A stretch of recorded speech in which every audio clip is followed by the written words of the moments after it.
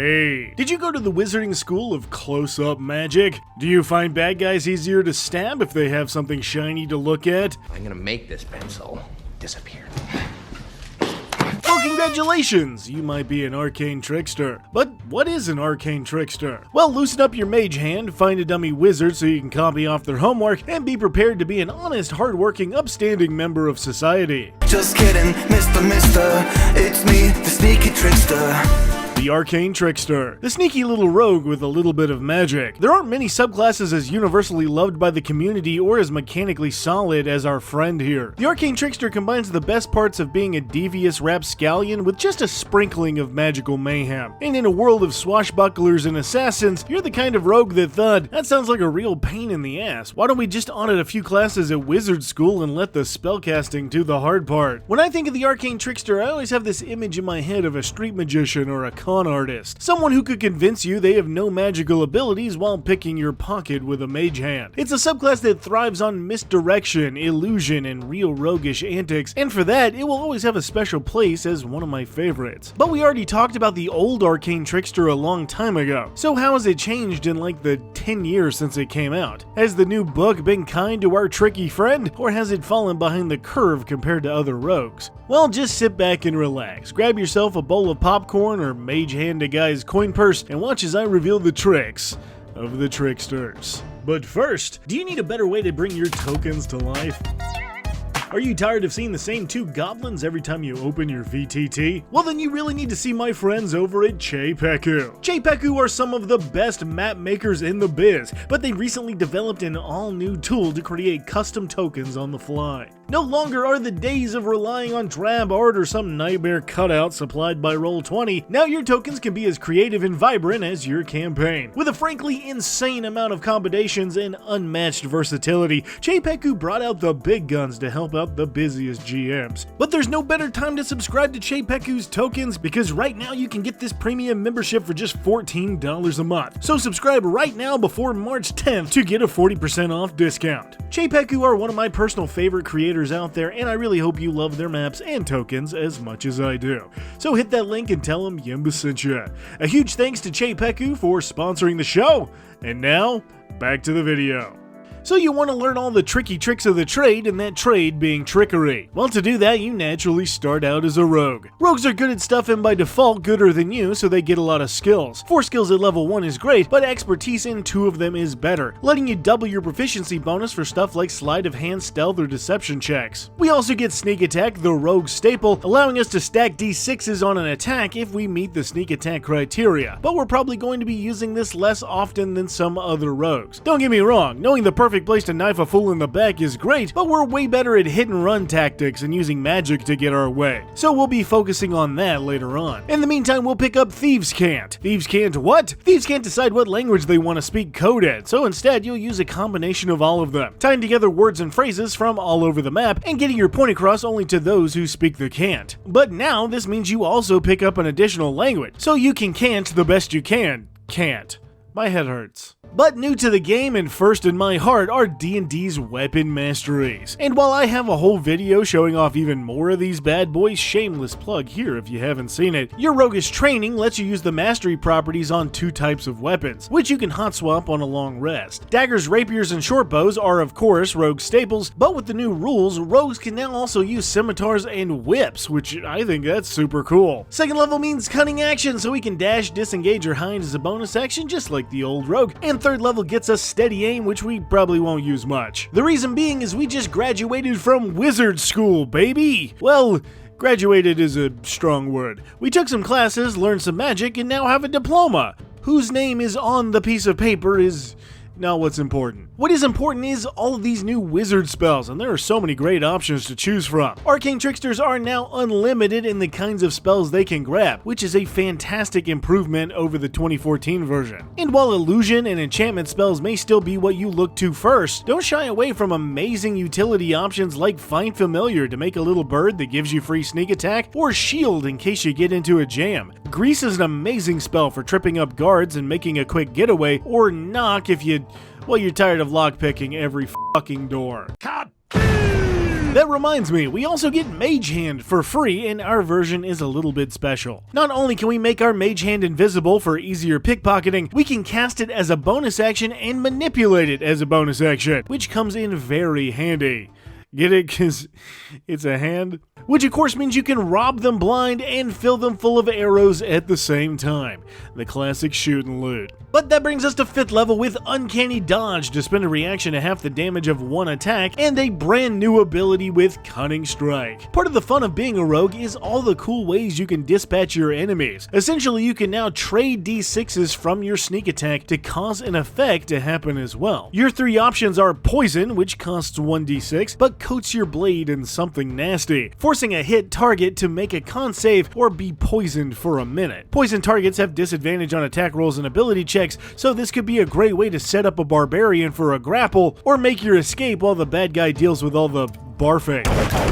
You can also try Tripping, which also costs a d6, but forces a dexterity save, knocking the target prone on a fail. Or if you're in a pickle, you can withdraw for a d6, letting you move half your speed without provoking opportunity attacks. These are all super cool, and what's best is how they work in conjunction with your spell list. Now you can focus on buffs and concentration spells while causing effects at the same time. Then combine this with weapon masteries, and you've got a ton going on every turn, which that's what I like to see. Speaking of great stuff, our next few levels are sweet, with more expertise at level 6 to add those to 2 more skill proficiencies, evasion at level 7 to backflip through fireballs, taking only half damage on failed dex saves and no damage on successes, as well as reliable talent, which we now get even sooner, making a 10 the lowest you can roll on a skill or tool you're proficient in. It may be hard being this good, but we do make it look easy. Level 9 is where we get Magical Ambush, my favorite Arcane Trickster ability, and I'm glad it's pretty much the same. Basically, whenever you're hidden, your targets have disadvantage on saving throws against your spells, which is super powerful. The only difference is now they call being hidden the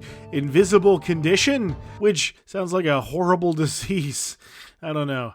Is that just me? Now level 11 gives us improved Cunning Strike, so we can pull off 2 of those maneuvers on a sneak attack as long as we pay the d6s. Tripping and poisoning at the same time are both great moves tactically, and coincidentally what happens after you eat the grilled cheeses at Burning Man, so do with that information what you will. Level 13 makes us a versatile trickster, which actually got a debuff, sadly. Now instead of giving your opponent some wet little slaps with your mage hand and granting you free advantage, you can now attempt to trip them with it instead, and I'm not sure what to think. Tripping 2 enemies at the same time sounds good, but the free advantage helps you get the sneak attack you need in the first place. Honestly, I kinda wish it did both, and would probably be how I ruled it in my home game. Level 14 steps us up once again with Devious Strikes, an even more deadly collection of new moves. We get options like Daze for 2d6 of our sneak attack, which can send a target reeling on a failed con save, forcing them to choose whether they take an action, a bonus action, or movement, but only one on its next turn. Or Obscure for 3d6, letting you blind a creature on a failed dex save as you throw something directly in their eyes. Pocket sand. Or my personal favorite, Knock Out. For a whopping 66 of your sneak attack, you can force a creature to make a con save, knocking them completely unconscious for a minute or until they take any damage. The creature can repeat the save at the end of each turn, but this move is just mean. All that time and effort the bad guy spent on his big evil plan just to be flattened in the first turn? Brutal. You got knocked the Level 15 gives us Slippery Mind, which all minds are probably slippery if you think about it, but this gives us proficiency in Wisdom and Charisma saving throws, so very cool. And finally, level 17 is where we get our last Arcane Trickster ability when we become a Spell Thief. As a reaction, you can straight up yoink the spell energy straight from an enemy mage and add that spell to your sheet for free and cast that spell as your own for the next 8 hours. But the best part is, the enemy spellcaster can't cast that spell until all that time has passed. And while yes, grabbing cool shit like Fireball or Lightning Bolt is pretty rad, launching a spell of your own and then yoinking the enemy's counterspell? Now that's devious. But that'll bring us to our final 3 rogue abilities, as level 18 makes us elusive, meaning no attack roll can have advantage against us unless we're already knocked out. Level 19 is now awesome as we pick up an epic boon, and Boon of the Night Spirit feels about right, letting you become invisible in dim light or darkness as a bonus action, and gaining resistance to all damage while hidden this way. Slick. And level 20 is our capstone with Stroke of Luck. Now, once per short rest, you can treat any failed D20 roll as a straight 20 instead, making you really good at, well, doing pretty much anything. But what do you think? Is the Arcane Trickster still magical? The best thing about this new Arcane Trickster is that the rogue stuff builds onto instead of distracts from what you would want to be good at. You now have the option of casting cool spells and doing cool abilities, whereas before it was either damage or magic, not really both. What's nice about that is that it can inform what spells you may want to take or change to, letting you focus on things like Misty Step or Counterspell, or even defensive stuff like Mage Armor or Shield, without having to worry about damaging spells or spells that have effects, which you wouldn't be that great with your low DC anyway. In a funny way, this is almost like subtraction by addition, if that makes sense, giving you more to do, but also focusing on what works best, and I think that's great. My complaint about your Mage Hand ability with Versatile Trickster is minor, and I don't really see why it was taken out in the first place. Maybe because Advantage is so easy to get in 5e, it seems silly to have another way to do it, I don't know. But if your DM doesn't want to patch in the old version, you can easily circumvent this with a bird familiar. The slaps just won't be wet, more Talon-y. In any case, the Arcane Trickster is still great, and I'm glad they didn't mess it up. I can't say that for every new rogue, we'll get there, I promise, but this one came out unscathed, and that's what I like to see. You get more stuff to do, more great spells, and making an all-around fun rogue. And isn't that where the magic's at? So if you ever tied a guy's shoelaces together from across the room, are so good at stealing you can even nab spells right out of spellbooks, and definitely pass that Wizard Academy, why do people keep asking? Guess what? You might be an Arcane Trickster.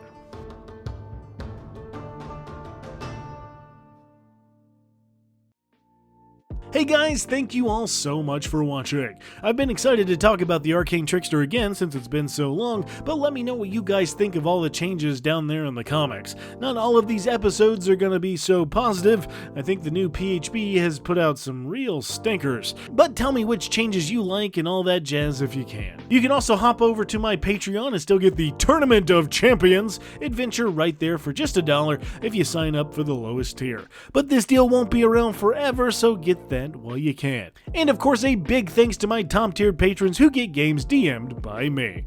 So to those guys, Sora Sen, King Osiris, Miles Nye, Yard, Spider Lover, and Tedsy, y'all are the best, and I can't wait to play again soon. But to everybody else, thanks for hanging out, and I'll see you in the next one.